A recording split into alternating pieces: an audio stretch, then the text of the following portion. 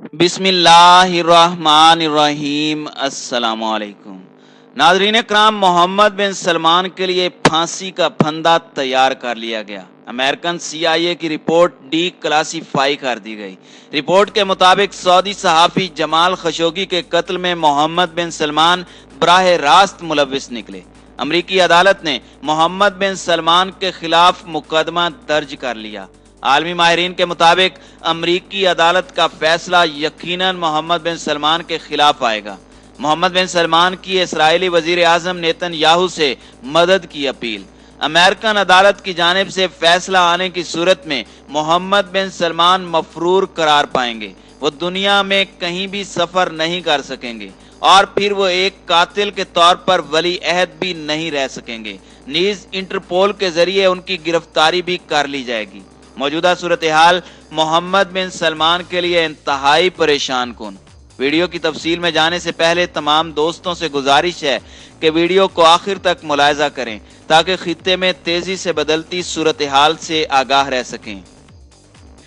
नाज़रीन इकराम, हालिया press briefing के दौरान अमरीकी वजीर खारजा एंटोनी ब्लिंकन का कहना था कि अमरीका सऊदी अरब और मुत्तहिदा अरब अमारात को हथियारों की फरोख्त के मामले पर नजर सानी कर रहा है और इन दोनों मुल्कों को अमरीकी हथियारों की फराहमी रोकी जा रही है और ये इकदाम अमरीका की नई इंतजामिया के लिए बड़ी अहमियत का हामिल है।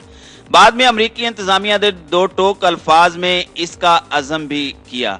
एंटोनी ने वाजे किया कि दोनों मुल्कों को हथियारों की फरोख्त के फैसले पर नजरसानी करने का अमरीकी मकसद इस अमर को यकीनी बनाना है कि इस फैसले से अमरीका के स्ट्रेटेजिक मकासद और उसकी खारजा पॉलिसी को किस हद तक फायदा होगा। उन्होंने वाजे किया कि मुत्तहिदा अरब अमारात को जदीद अमरीकी हथियारों की फरोख्त इसराइल के साथ ताल्लुकात कायम करने के मुआहदे का हिस्सा है, मगर इस पर नजर सानी भी जरूरी है। बाइडन इंतजामिया ने जिन हथियारों की फरोख्त को आर्जी तौर पर रोका है, इसमें दोनों ममालिक को जदीद तरीन F-35 स्टेल्थ तैयारे, ड्रोन्स और दीगर इंतहाई अहम किस्म के फौजी आलात शामिल हैं। एंटोनी ब्लिंकन का कहना था कि जो बाइडन ने हलफ उठाने से कबल ही ये वादा किया था कि वो सऊदी अरब से अमेरिका के ताल्लुकात का असर नौ जायजा लेंगे, जिसके बाद ये फैसला किया गया। वाज़े रहे कि ट्रंप ने अपने दौरे सदारत के आखिरी दिनों में सऊदी अरब और मुत्तहिदा अरब अमारात को अरबों डॉलर्स मालियत के जदीद हथियार फरोख्त करने का फैसला किया था,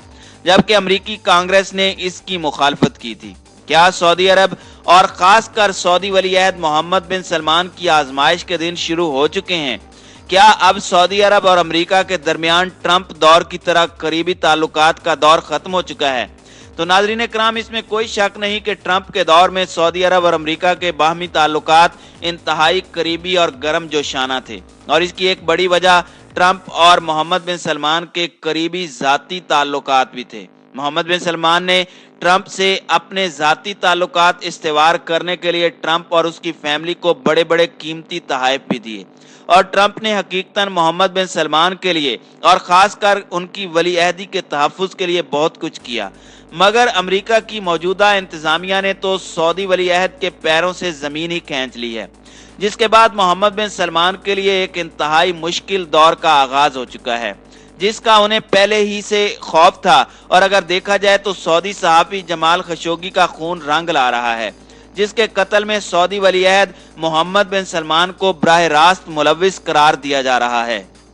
जो बाइडन ने इक़्तिदार संभालते ही ऐलान किया था कि जमाल के कत्ल की जो रिपोर्ट अमरीकी CIA ने तैयार करके ट्रंप को पेश की थी और जिसमें बताया गया था कि इस्तांबुल में जमाल खशोगी के कत्ल में मोहम्मद बिन सलमान बराह रास्त मुलव्विस हैं, क्योंकि ये कत्ल उन्हीं के हुक्म पर किया गया था और इस कत्ल को सरअंजाम देने के लिए माहिरीन की टीम उन्हीं की हिदायत पर इस्तांबुल गई थी, जहां सऊदी कौंसल खाने में 2 अक्टूबर 2018 को उसने जमाल को कत्ल करके उसकी लाश को इंतहाई जदीद साइंटिफिक तरीके से तलब किया था। ट्रंप ने CIA की इस रिपोर्ट को क्लासीफाई करवा दिया था और इस रिपोर्ट को सबके सामने लाने से मना कर दिया था। اب ڈی کلاسیفائی کی جائے گی، یعنی اب اس رپورٹ کو منظر عام پر لایا جائے گا۔ بائیڈن کا یہ فیصلہ محمد بن سلمان کے لیے ایک بڑا دھچکا ہے، کیونکہ ان پر جمال خشوگی کے قتل کے حوالے سے پہلے ہی شکوک و شبہات کا اظہار کیا جا رہا تھا، مگر اب یہ بات کھل کر لوگوں کے سامنے آ جائے گی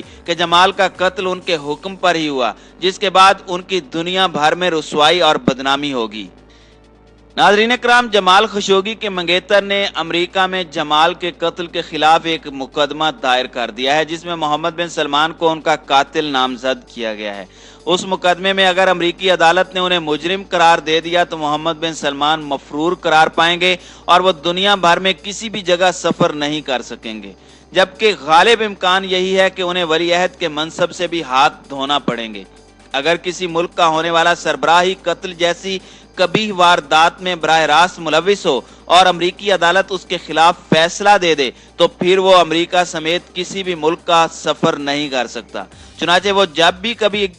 امریکہ گیا تو گرفتار کر لیا جائے گا۔ محمد بن سلمان کو اس بات کا ادراک ہے اور انہیں اچھی طرح سے اندازہ ہے کہ امریکی عدالت کا فیصلہ یقیناً ان کے خلاف ہی آئے گا۔ محمد بن سلمان کے کردار اور جمال خشوگی کے قتل کے بارے میں تمام تر تفصیلات اسرائیل کے پاس موجود ہیں۔ چنانچہ جب اسرائیلی وزیر اعظم سعودی عرب کے مبینہ خفیہ دورے پر آیا تو محمد بن سلمان نے اس سے درخواست کی تھی کہ وہ ان کی مدد کرے، امریکہ میں ان کی لابنگ کرے، اور اگر صدر جو بائیڈن صدر بن جاتے ہیں تو ان پر اسرائیل دباؤ ڈالے کہ جو بائیڈن سعودی عرب کے ساتھ اسی قسم کے تعلقات قائم کرے جیسا کہ ٹرمپ نے قائم کیے تھے۔ محمد بن سلمان نے خصوصی طور پر اسرائیلی وزیر اعظم سے کہا تھا کہ وہ جو بائیڈن پر اپنا دباؤ استعمال کرے کہ وہ سعودی شاہی خاندان سے اپنے تعلقات ویسے ہی رکھے جیسا کہ اس سے قبل ٹرمپ نے قائم کیے تھے، مگر اسرائیلی وزیر اعظم نے اس ضمن میں محمد بن سلمان سے نہ کوئی وعدہ کیا اور نہ ہی کسی قسم کی یقین دہانی کروائی تھی، اور اس کی وجہ یہ تھی کہ اسرائیل خود اس بات کا ادراک رکھتا تھا کہ اگر ٹرمپ کی جگہ جو بائیڈن نے صدارت سنبھال لی تو امریکہ اور اسرائیل کے تعلقات میں بھی فرق پڑے گا، کیونکہ جو بائیڈن ڈیموکریٹ صدر ہیں اور ان کا اسرائیل کے ساتھ رویہ براک اوباما جیسا ہوگا، جس نے ایران کے ساتھ ایٹمی معاہدہ کرتے ہوئے اسرائیل کے تمام تر تحفظات کو مسترد کر دیا تھا۔ ناظرین اکرام، محمد بن سلمان نے جمال خشوگی کو اپنے سیاسی نقصانات سے بچنے کے لیے قتل کروایا تھا، کیونکہ جمال خشوگی ایک ایسی شخصیت تھے جو محمد بن سلمان کے خلاف بہت کھل کر بول رہے تھے، جو محمد بن سلمان کو کسی صورت برداشت نہیں تھے۔ محمد بن سلمان نے جمال خشوگی کو واپس بلوانے کی بھی بھرپور کوشش کی تھی، مگر جمال واپس نہیں آیا، کیونکہ اسے پتا تھا کہ محمد بن سلمان اپنے ملک میں اپنے مخالفین کو دبانے کے لیے کیا کچھ کرتے ہیں۔ محمد بن سلمان کو پتا تھا کہ جمال خشوگی کو امریکہ میں قتل کروانا مشکل ہوگا اور اس سے ان کے لیے بہت سی مشکلات پیدا ہو سکتی ہیں۔ چنانچہ جب جمال خشوگی نے اپنی شادی کے سلسلے میں امریکہ میں سعودی سفارت خانے سے کچھ ضروری دستاویزات کی فراہمی کا مطالبہ کیا تو انہیں بتایا گیا کہ یہ دستاویزات امریکہ میں انہیں فراہم نہیں کی جا سکتی ہیں اور یہ استنبول کے سعودی قونصل خانے سے فراہم کی جا سکتی ہیں، اور جب وہ ان دستاویزات کے حصول کے لیے استنبول کے سعودی قونصل خانے میں گئے تو وہاں موجود سعودی خصوصی ٹیم نے انہیں قتل کر دیا اور ان کی لاش کو سائنٹیفک طریقے سے تلف کر دیا گیا۔ ناظرین اکرام، جمال خشوگی سعودی شاہی خاندان کے بہت قریب تھے، ان کے